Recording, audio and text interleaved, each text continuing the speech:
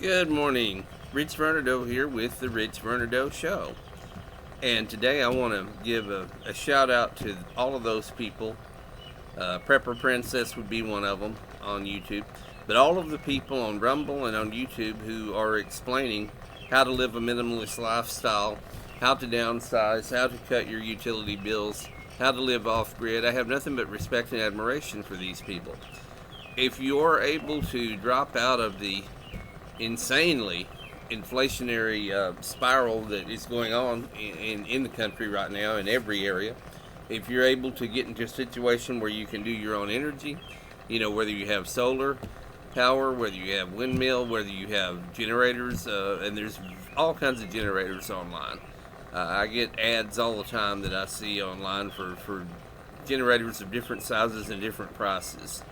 Many are small and portable and easily charged up and will charge up multiple devices. Prepper Princess talks about this in a lot of her different videos, that what they'll do and what all you can plug into them and how long these things, and it goes on for hours. In other words, there's lots of generators that you can have power all day long, electric power for your flat screen TV, for your laptop, for your coffee pot, for whatever cooking utensil you're going to use. She goes into that a lot. But anyway, there's a lot of different styles, models, and price ranges of generators that you can get. There's a lot to be said for growing your own food. There's a lot to be said for raising chickens and having the eggs. There's a lot to be said for canning. There's a lot to be said for jarring. All of these will insulate and protect you. You need to get away from the big cities and away from apartment living. Everybody should have sort of a cabin in the woods, sort of have your own little place. You don't have to have a lot of land, just enough to maintain a garden on and have some chicken and some eggs. It is an old-fashioned lifestyle. It is a back-to-nature lifestyle. It is a minimalist lifestyle. But it's also a survival lifestyle in the event of some sort of a societal collapse, which could happen in so many different ways. There could be an economic collapse. There could be an EMP that could knock out the power grid. There could be food shortages. There could be food getting so inflationary high that people can't afford to eat the way that they need to or want to. There can be supply chain issues. We've seen this. Some of this we've already seen the beginnings of, the taste of. It could get much, much worse, people. It could be much worse. So I definitely agree with and support a minimalist lifestyle. I definitely agree with and support an off-grid lifestyle. And so this is a shout out to all of those people who are leading the way, who are doing it, who are teaching other people how to do it. And I understand everybody's life situation isn't where they can do these things. But there may be little things that you can do. There may be little ways that you can cut down on your electrical consumption at home. You may can switch to an energy company that charges you a lot less utility rate. Perhaps you can go around the house and unplug appliances when you're going to be gone out of town for a few days.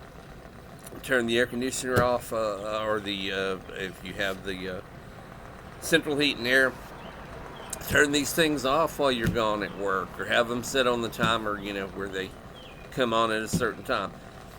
Just like Jimmy Carter back in the 70s with the White House, keep the temperature in the house at 78 degrees instead of 68 or 73 or whatever you're getting. Yeah, everybody likes to be cool and comfortable when it's hot outside.